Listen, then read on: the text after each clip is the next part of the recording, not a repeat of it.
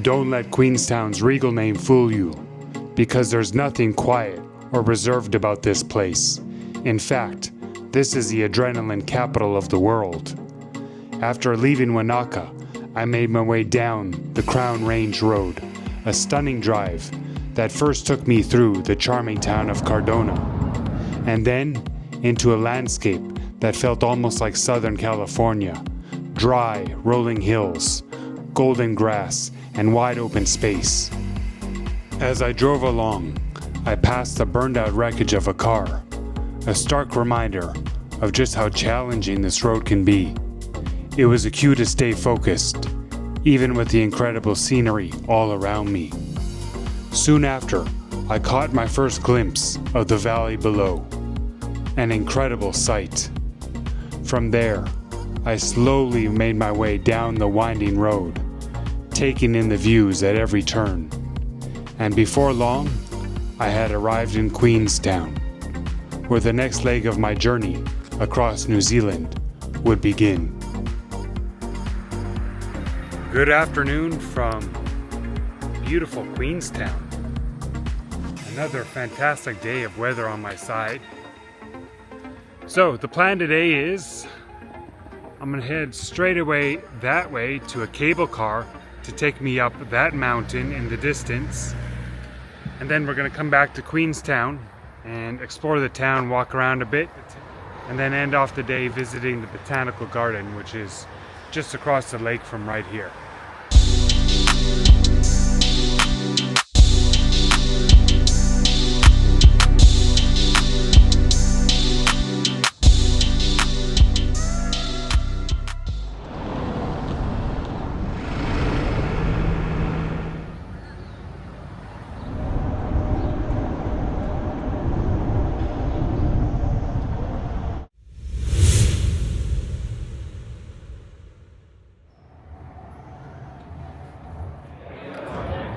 Alright, cars parked.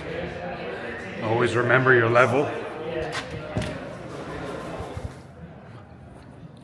Also the option of hiking up the mountain there, which is free.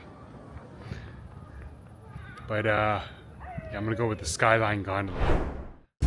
They call Queenstown the adventure capital of the world, and one of the more tame ways to experience it starts right here.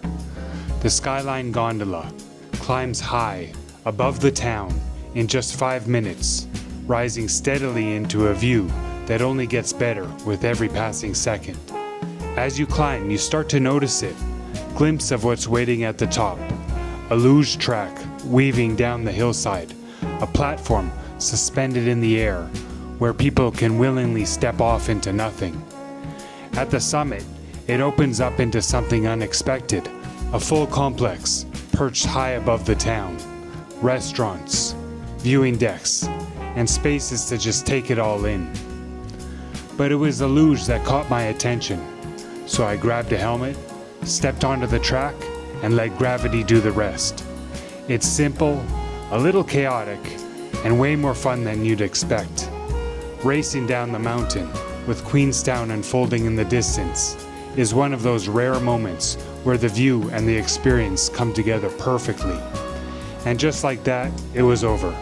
So I made my way back down the mountain, taking in one last look at Queenstown from above, before heading back into the energy of the town below. Managed to snag a parking spot, but took a little bit of time to roll around the town a bit for a place to open, because everybody else here has the same idea. Get here around 6 p.m. to get the free parking. And let's take a walk through the downtown of Queenstown. The settlement here was established in 1862, as there was a nearby gold rush at the time. And at the time, the place was just known as the camp. But over time, the place changed names to Queenstown, because they saw this area as fit for the Queen.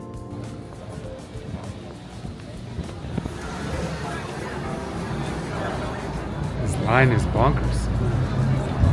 So I was drawn here because the line was so immense. I had to come check it out. And they have a place here where you could just get some ice cream. And another place is a bakery where you could get meat pies and various pastries. And here's the main restaurant, which has burgers and sandwiches, and that's where the main line is. But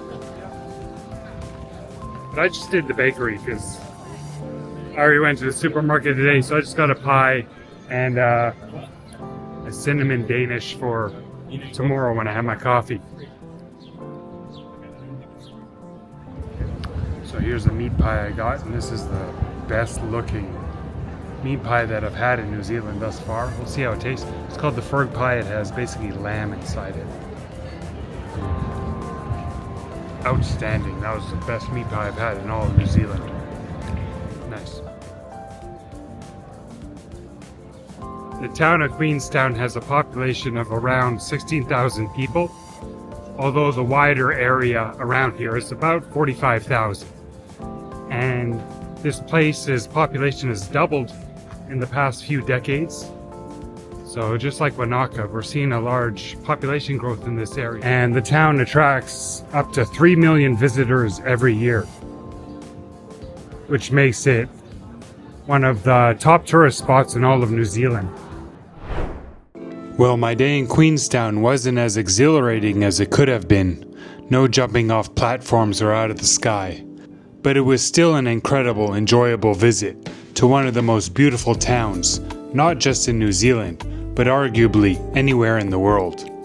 As the day came to an end, I made my way down to Queenstown Bay, a peaceful spot along the water, before continuing on towards the Queenstown Gardens. Set on a peninsula just beside the town center, the gardens offer a quiet escape, especially in the soft light of the evening.